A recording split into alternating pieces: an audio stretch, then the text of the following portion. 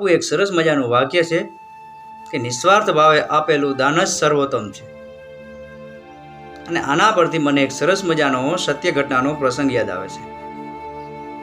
એક દિવસ ગુરુ નાનક દેવજી ફરતા ફરતા એક ગામમાં આવે છે અને ગુરુ નાનક દેવજીને આવેલા જોઈ અને સમગ્ર ગ્રામવાસીઓ ખુશીઓથી ઝૂમી ઉઠે છે અને બધા ગુરુ નાનક દેવજીનું ધામધૂમથી સામયું કરે છે અને ગામમાં એક સુંદર મજાની જગ્યાએ એમને ઉતારો આપે છે અને બધા લોકો ગુરુ નાનક દેવજીની વાણી સાંભળવા માટે આતુર હોય છે.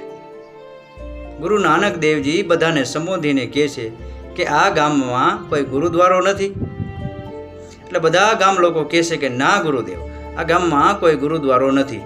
એટલે ગુરુ નાનક દેવજી કહે છે કે ગુરુદ્વારો નથી તો પછી લંગરની વાત જ ક્યાં કરવી, તો લંગર પણ નહીં હોય ને. એટલે બધા ગામવાસીઓ ના પાડે છે. લંગર એટલે સાદી ભાષામાં કહીએ તો આપણે વીરપુર, પરબ, સત્તાધાર અને બગદાણા જે અન્નક્ષેત્ર ચાલુ છે અને એવું જ અન્નક્ષેત્ર ગુરુદ્વારામાં હોય એને લંગર કહેવામાં આવે છે કે ત્યાં બધા હરિભક્તો એકસાથે બેસી અને આનંદથી જમે એ લંગર. એટલે ગુરુ નાનક દેવજી કહે છે કે આપણે આ ગામમાં લંગર શરૂ કરવું છે અને આના માટે આપણે દાનની જરૂર પડશે. માટે જે લોકો દાન આપશે અને એના જેનું સર્વોત્તમ દાન હશે એના નામથી આપણે આ લંગરનું નામ રાખવું છે. અને પછી તો બધા ગામ લોકો પોતપોતાની ઈચ્છા અનુસાર દાન આપવાનું શરૂ કરે છે. કોઈ 100 આપે છે, કોઈ 200 આપે છે, કોઈ 500 આપે છે, કોઈ 1000 આપે છે, કોઈ 5000 તો કોઈ 10,000 પણ આપે છે અને ઘણા ખરા તો 1-1 લાખ રૂપિયા પણ આપી જાય છે. અને જોતામાં ઘણા બધા રૂપિયા ભેગા થઈ જાય છે અને બધા ગામ લોકોને દાન આપતા જોઈ અને આ ગામમાં એક ગરીબ કઠિયારો રહેતો હોય છે અને એને વિચાર આવે છે કે મારે પણ દાન દેવું છે પણ મારી પાસે તો કંઈ છે નહીં. એ કઠિયારો રોજે રોજ ટકેટકનું કરીને ખાતો હોય છે. એટલે કઠિયારો વિચાર કરે છે કે મારે દાન દેવું પણ હવે શું કરું. એટલે કઠિયારો પોતાનો કુવાડો લઈ અને બાજુના જંગલમાં જાય છે અને ત્યાંથી લાકડા કાપી અને ગામમાં આવે છે અને એ લાકડાનો ભારો ગામમાં વેચી આવે છે અને જે કંઈ પૈસા આવે તે પોતે બચતમાં રાખે છે અને આખો દિવસ એ કંઈ ખાતો નથી.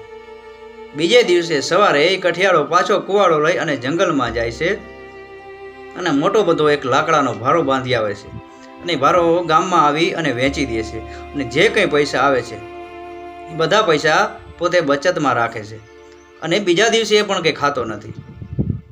અને ત્રીજા દિવસે પણ એ કઠિયારો જંગલમાં જઈ અને લાકડાનો ભારો કાપી આવે છે અને ગામમાં આવીને વેચી દે છે અને જે કંઈ પણ પૈસા આવે છે એ પૈસા બચતમાં રાખી દે છે.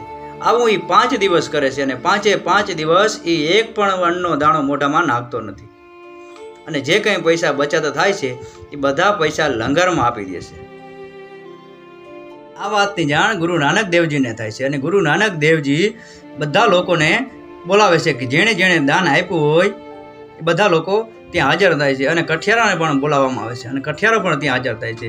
અને ગુરુ નાનક દેવજી બધા લોકોને સંબોધીને કહે છે કે તમે બધા લોકોએ આપેલું દાન ઉત્તમ છે પણ તમારા બધામાં એક વ્યક્તિએ જે દાન આપ્યું છે ને એ સર્વોત્તમ છે અને આ લંગરનું નામ એ વ્યક્તિના નામ ઉપર રહેશે. એટલે બધા મનોમન વિચાર કરે છે કે સર્વોત્તમ વ્યક્તિ કોણ હશે. અને ગુરુ નાનક દેવજી એ કઠિયારાને ઊભો કરી અને કહે છે કે તમારા બધામાંથી આ કઠિયારાનું દાન સૌથી ઉત્તમ છે, સર્વોત્તમ છે. એટલે આ લંગરનું નામ આ કઠિયારાના નામ ઉપર રહેશે. એટલે જેણે લાખ રૂપિયાનું દાન આપ્યું હોય એ વ્યક્તિ કહે છે કે ગુરુદેવ આ કઠિયારાએ તો એક મામૂલી રકમ આપી છે અને અમે તો એના કરતાં અનેક ગણી રકમ દાનમાં આપી છે, તો અમારા નામ ઉપર આ લંગરનું નામ કેમ ન રહે. ત્યારે ગુરુ નાનક કહે છે કે તમે તમારી બચતમાંથી તમે દાન આપ્યું છે અને આ કઠિયારાએ તો 5 દિવસ ભૂખા રહી એક પણ અન્નનો દાણો મોઢામાં નથી નાખ્યો અને 5 દિવસમાં એ લાકડા કાપી અને જે રૂપિયા કમાણો એ તમામ રૂપિયા એણે દાનમાં આપી દીધા છે અને એણે તો નિસ્વાર્થ ભાવે દાન આપ્યું છે અને તમે તો તમારા નામ રાખવા માટે, તમે મોટા થવા માટે અને તમારી મોટાઈ દેખાડવા માટે તમે દાન આપ્યું છે. એટલે એ દાન સર્વોત્તમ ના કહેવાય, નિસ્વાર્થ ભાવે આપેલું દાન જ સર્વોત્તમ કહેવાય છે. બાપુ આપણે પણ ઘણી જગ્યાએ દાન આપતા હોય છે અને દાનના બદલામાં આપણે ભગવાનને વિનંતી કરતા હોય છે કે હે ભગવાન, મારું આ કામ કરી દેજે, મારું આ કામ અટવાયેલું છે એ મારું કામ થઈ જાય એવી વિનંતી કરીએ છીએ, એવી પ્રાર્થના કરીએ છીએ.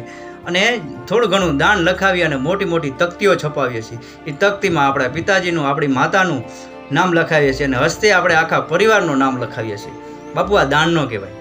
નિસ્વાર્થ ભાવે આપેલું દાન જ સર્વોત્તમ છે. આ પ્રસંગ જેને સમજાય એને વંદન. આપનો દિવસ શુભ રહે. મહાદેવ હર.